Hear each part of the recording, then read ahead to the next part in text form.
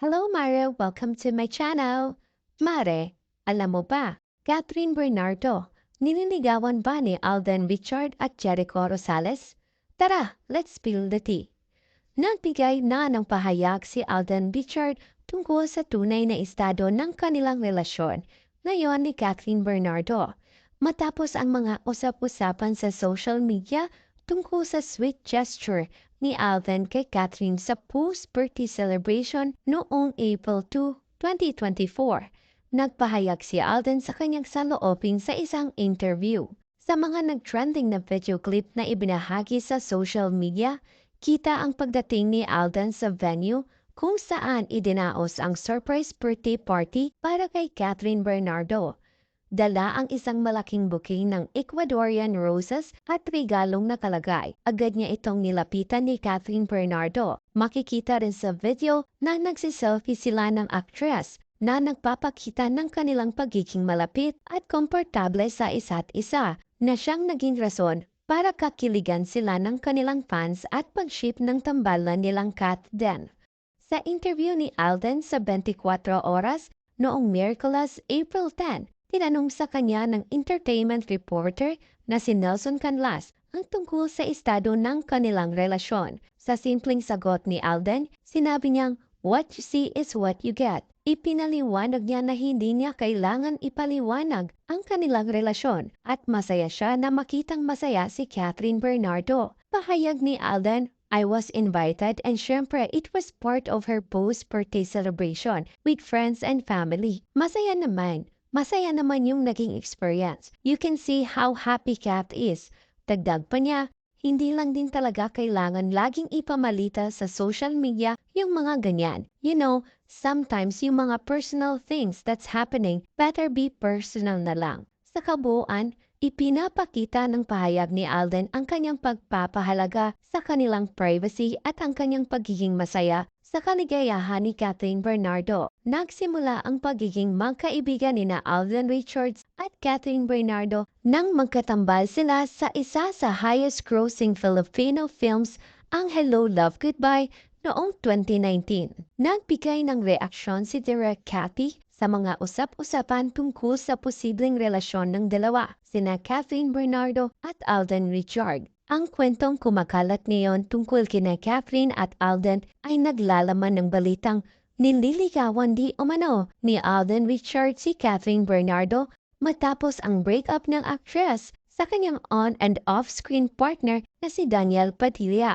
May mga naniniwalang may relasyon na ang dalawa dahil sa body language umano ng dalawa sa ginanap na surprise birthday celebration para kay Catherine. Sinabi ni Direk na huwag nating husgahan o asumahin ang anuman at ipinaliwanag niya na ang pagdalo ni Alden sa surprise birthday celebration ni Catherine ay hindi dapat bigyan ng ibang kahulugan. Tumutukoy siya sa pagiging pribado ng pagtitipon at hindi dapat bigyan ng mali siya. Kahit na may mga usap-usapan tungkol sa posibleng relasyon, sinabi ni Direk Cathy na dapat nating igalang ang kanilang privacy at hindi mag-assume ng anuman. Sinabi niya na pwedeng maging kaibigan lang ang dalawa o maaaring magsimula ng bagong relasyon. Ngunit walang nakakaalam ng tunay nang nangyayari kaya huwag nating husgahan. Nagbigay rin si Direk Cathy ng pahayag tungkol sa mga isyung kumakalat tungkol sa pag-oppose di umano ni Daniel Padilla sa paggawa ng sequel ng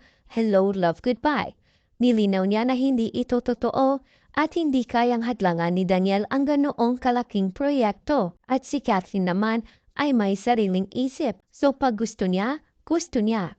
Sa kasalukuyan, nasa Canada si Direk Cathy at nagpaplano ng iba't ibang mga proyekto. Nilinaw niya na bagamat may mga usap-usapan tungkol sa paggawa ng sequel ng Hello, Love, Goodbye, hindi ito ang dahilan ng kanyang pagpunta sa Canada. Gayunpaman, sinabi niya na bukas siya sa posibilidad ng paggawa ng part 2 ng monumental movie ni Catherine Bernardo at Alden Richard. Katulad lang din daw ng nangyari sa One More Chance na isa ring box office success ng direktor na pinagbidahan ni John Lloyd Cruz at Bea Alonzo. Ang nangyari sa Hello, Love, Goodbye, parang one more chance lang iyan. Hindi basta-bastang dudugtungan. So in God's perfect time, kung ito na ba nga iyon, edi matutuloy iyan. Payak ni Direk Cathy. Matagal nang pinag-uusapan ang posibilidad ng pagkakaroon ng sequel nito. Matatandaan na sa huling eksena ng nasabing pelikula, ipinakita ni Joy na ginampanan ni Kathleen Bernardo sa airport bilang paghahanda niya ang kanyang paglipad patungo sa Canada upang tuparin ang kanyang pangarap na maging nurse. Ang balitang planong shooting sa Canada ni Kathleen Bernardo at Alden Richard sa Agosto 2024 ang nagbigay sa kanilang mga tagahanga ng ideya na posibleng may sequel niya ang kanilang blockbuster na pelikula. Sa isang interview kay Alden noong September 2019, nagpahiwatig siya tungkol sa posibilidad ng sequel ng Hello, Love, Goodbye na kung mangyayari man, dapat ang kasama nila sa unang pelikula ay mananatili sa proyekto. Bukod sa balitang sisimula na ang paggawa ng pelikula sa August 2024, may usap-usapan din na balak isali ito sa 50th Metro Manila Film Festival sa December 2024. Inaasahan ng ilang producers ng ibang pelikula na mahirap makipagsabayan sa romantic drama movie ni Alden at Kathleen. Sa ngayon, nararamdaman na ang lakas ng samahan ng dalawa, kaya't nag-iisip na sila ng ibang genre o kategorya na isasali sa MMFF para magkaroon ng ibang oportunidad ang ibang pelikula na lumahok. At eto pa, sa mga lumalabas na balita, maraming mga aktor ang napapabalitang nagligaw o pumaporma kay Kathleen Bernardo. Una, pinanindigan ni Ogie Diaz sa kanyang vlog ang tungkol sa panliligaw ni Donnie Pangilinan kay Kathleen Bernardo. Ngunit ayon sa kanya, ito ay naunlot. Sumunod ay si Jericho Rosales na namataan kasama si Kathleen sa pagja-jogging sa Marikina at dumalo pa sa birthday celebration ng aktres sa El Nido, Palawan.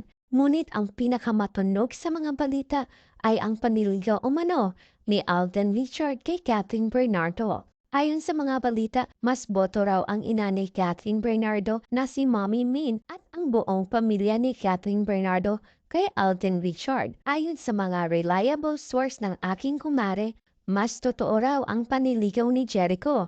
Ngunit kapag tinatanong si Jericho tungkol dito, hindi niya ito sinasagot. May mga spekulasyon rin na maaaring hindi gusto ni Mommy Min si Echo. Ngunit maaaring ang panliligaw ni Alden ay paghahanda lamang para sa sequel ng Hello, Love, Goodbye. Ipinapalakas na rin ang Kath Dan Love Team at ayon sa nasagap ng aking kumare, ikinakasa na ang project na ito ng Star Cinema at GMA7. Totoo bang inaayos na ang pagsushooting sa Canada kung saan pumunta si Kathleen sa ending ng Hello, Love, Goodbye? Sa kabilang banda, na-corner si Joros Gamboa sa presko ng Barangay 5 Panalo sa TV5 studio sa Noveleches. Kung regular ang taping niya sa naturang sitcom at game show, paano niya maisisingit ang shooting sa Hello, Love, Goodbye? Pahayag ni Joros, ano naman lahat naman nagagawa ng paraan.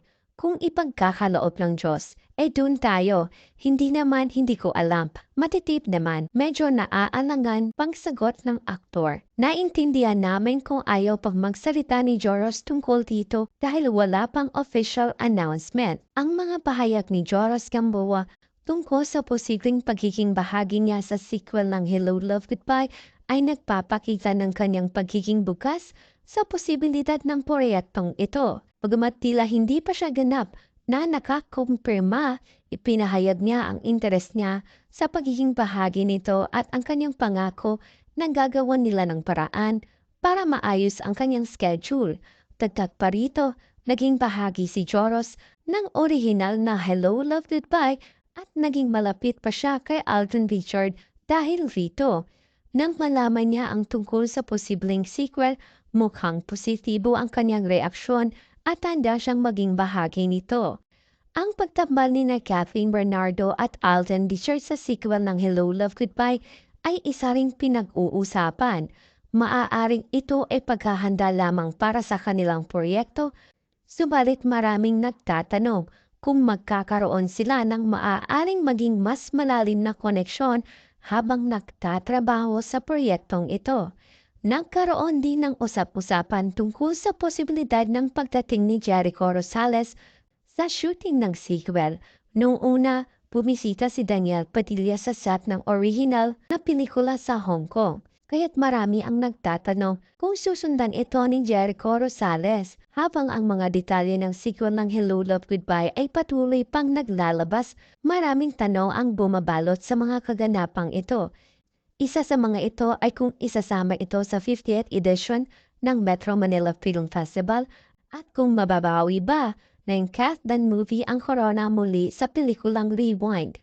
May mga balita ring tungkol sa posibleng proyekto ng pagtatambala ni na Richard Gutierrez, Daniel Padilla at Enrique Hill sa isang ma-actionang teleserye kung saan maaaring maging bida si Nadine Lustre. At eto pa mare, Jericho Rosales. Nilinaw ang kanyang status sa kabila ng isyung lumalabas sa social media. Sa eksklusibong interview ni Jericho Rosales sa ABS-CBN noong April 17, sinagot niya ang direktang tanong ng entertainment reporter na si MJ Felipe tungkol sa kanyang plano sa pag-ibig. Ayon kay Rosales, wala pa raw sa kanyang plano ang paghahanap ng bagong pag-ibig ngayong taon. Hindi niya binanggit ang anumang balitang nililigawan niya ang actress na si Catherine Bernardo. Sinabi niya na hindi pa siya handa na muling umibig matapos ang kanyang hiwalayan sa estranged wife na si Kim Jones. Narito ang tanong ni MJ. Is finding love part of your 2024? Mabilis na sagot ni Jericho Rosales, no, it's too early for that. Sundot na tanong ni MJ, so the rumors are not true? Natatawang sagot ni Jericho, what rumors? I don't read social media. I mean, sometimes I go like that. No, I rather not. I don't wanna pollute my mind. Yun lang, Mari. Thank you so much for watching, Mari. Subscribe for more. And don't forget to watch our other videos.